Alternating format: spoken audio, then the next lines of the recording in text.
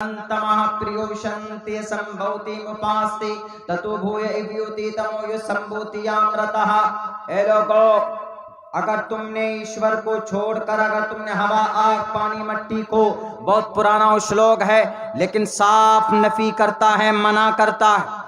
पंडित दयानंद सरस्वती ने अपनी किताब सत्यार्थ प्रकाश में भी ईश्वर कौन है अलग अलग नामों से उसका वर्णन किया है। शन्नो ओम शन्नो मित्रः ओम शन्नो मित्रः शं वरुणः शन्नो भवत्वर्यमः शन्ना इंद्र बृहस्पति शन्ना इंद्र बृहस्पति। नमो ब्रह्मणे, हम उसी ब्रह्मन के सामने, उसी हम बृहस्पति के सामने, हम उसी इंद्रा के सामने, हम उसी मित्र के सामने, हम उसी वरुण के सामने। नमो ब्रह्मणे, ब्रह्मन के सामने अपने आप को झुकाओ। नमो ब्रह्मणे नमस्ते वायो, नमस्ते वायो। वो वायु के अग्नि के जो देवता हैं, कौन है आग का मालिक? अल्लाह है। कौन है हवा वायु का मालिक? अल्लाह है। हवा अग्नि वायु जल थल स्थल कौन है मालिक? अल्लाह तबारक व ताला। बिकॉज कुरान में अल्लाह ने फरमाया अल्लाहु खालिकु कुल्ली शै, अल्लाह ने दुनिया के तमाम चीजों को पैदा किया है। अल्लाह तबारक व ताला इसका क्रिएटर है। अल्लाह ने दुनिया को पैदा किया, दुनिया को पैदा किया। इन्न दुनिया खुलिकत लकुम, इंसानों के लिए, इंसानों को फायदा देने के लिए। बट व इन्नकुम खुलिकतुम लिल आखिरा, तुम्हें पैदा किया गया आखिरत के लिए, अल्लाह की वर्शिप के लिए, अल्लाह की भक्ति के लिए। पंडित दयानंद सरस्वती जो वेदों से, हिंदू भाइयों के ग्रंथों से निकलकर एक अलग धर्म बनाया हो, एक अलग ऑर्गेनाइजेशन बनाई जिसका नाम है आर्य समाज। जब अंग्रेज आए थे यहाँ पर, उस वक्त की बात है, सन 1857 की बात है ये। तो आर्य समाज को उन्होंने स्थापित किया और उन्होंने साफ कहा कि वेदात के अंदर नहीं अलग खुदा, एक है।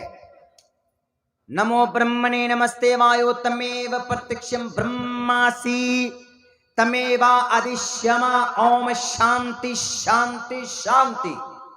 इसीलिए उसके नाम को लेकर शांति पैदा करो अपनी जिंदगी में। साफ लफ्जों में बयान किया गया और यही पैगाम तो हमारे तमाम के तमाम नबियों का था।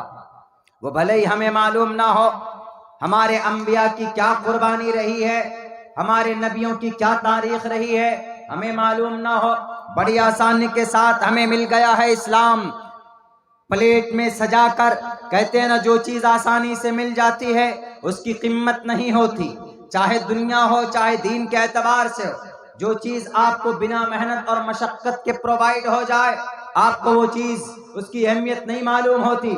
मेरे भाइयों, बड़ी दिक्कत के साथ आप तक ये इस्लाम पहुंचा है, बड़ी परेशानी के साथ आप तक ये शरीयत पहुंची है, बड़े जाफिशानी और कुर्बानी के बाद आप तक ये कुरान पहुंचा है। भले ही हमें इसकी अहमियत मालूम ना हो, भले ही हमें मसाजिद की अदब व एहतराम, मदारिस की, मकातिब की फिक्र ना हो, शऊर ना हो, वो हमारी नादानी है, हमारी बदनसीबी है।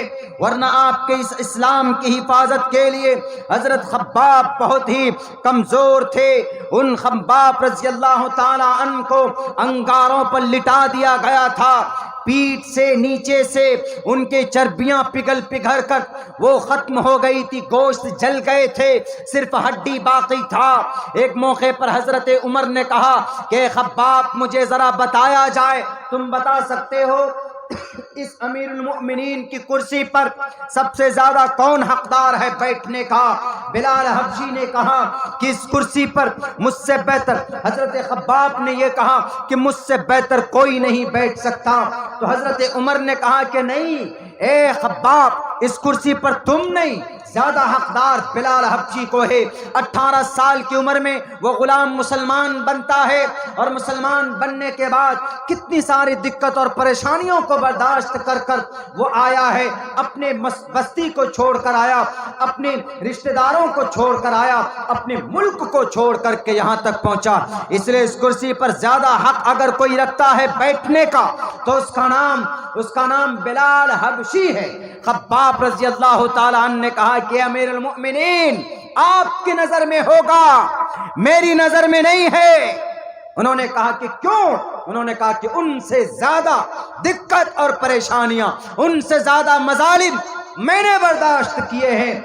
उन्होंने कहा do you have any proof? तुम्हारे पास कोई प्रूफ है? हजरत खब्बाब ने कहा कि मैं दिखाता हूं आपको प्रूफ। वो पीछे से अपने कुर्ते के दामन को उठाकर देखते हैं तो सिर्फ हड्डियां नजर आ रही थी, हड्डियां, गोश्त नहीं था, सिर्फ हड्डियां नजर आ रही थी। उन्होंने कहा कि ये किसने क्या? उन्होंने कहा कि अमीरुल मोमिनीन ये इस्लाम की ये कलीमे और इस्लाम की शरीयत की मोहब्बत की वजह से हमारे साथ ऐसा हुआ। ए अमीरुल मोमिनीन, मुझे अंगारों पर लिटा दिया जाता था और ये कहा जाता था कि कहो कि तुम्हारे एक अल्लाह के साथ कोई और भी है। हमारा माबूद सिर्फ अल्लाह नहीं है, हमारा माबूद लात है, उज्जा है, मनात है, देवी है, देवता है, परमात्मा है, परमेश्वरा है। इस नाम से तुम बोलो। उन्होंने कहा कि नहीं, कभी भी नहीं, जान चली जाए मेरी, लेकिन मैं कभी भी अपने ईमान का सौदा नहीं करूंगा। मैं कभी भी अपने अकीदे के अंदर किसी और डुप्लीकेट खुदा को शरीक नहीं करूंगा। पैसों में अपने ईमान को हम सौदा करते हैं, इलेक्शन के मौके पर एक चाय में अपने ईमान को बेच देते हैं। क्या कीमत है इस ईमान की मुसलमानों? जान की, इज्जत की, आबरू की कुर्बानियां दे देकर ऐसे प्लेट में हम तक 1450 साल बाद में आए हैं हम इस धरती पर, लेकिन अब से 1450 साल पहले खून की होली खेली गई थी इस शरीयत को हम तक पहुंचाने के लिए, इस अकीदे को हम तक पहुंचाने के लिए। वो अलग बात है कि हम इसको दिल से सम्मान नहीं करते, हम एक्सेप्ट नहीं करते, हम इसकी कदर नहीं करते, हम इसकी हिफाजत नहीं करते। हजरत उमर ने जैसे ही उठाकर देखा चीखें निकल गई। उन्होंने कहा कि ढको इसको, मुझसे नहीं देखा जा रहा। हजरत खब्बाब को अंगारों पर लिटाकर भून दिया गया था। किस लिए? इसी वहदानियत के लिए, इसी शिर्क की मखालफत के लिए। आज तो हम लोग बहुत आसानी से अपने ईमान का सौदा कर बैठते हैं, बहुत आसानी से। कोई पीर साहब आए, अब उन्होंने आपको कोई दिखाया, कह रहे भाई बड़े पगड़ियां हैं, एकदम बिल्कुल सुनहरे बाल, एकदम नूरानी चेहरा है, और जाकर झुक जाते हैं, बस खत्म कर देते हैं सब कुछ।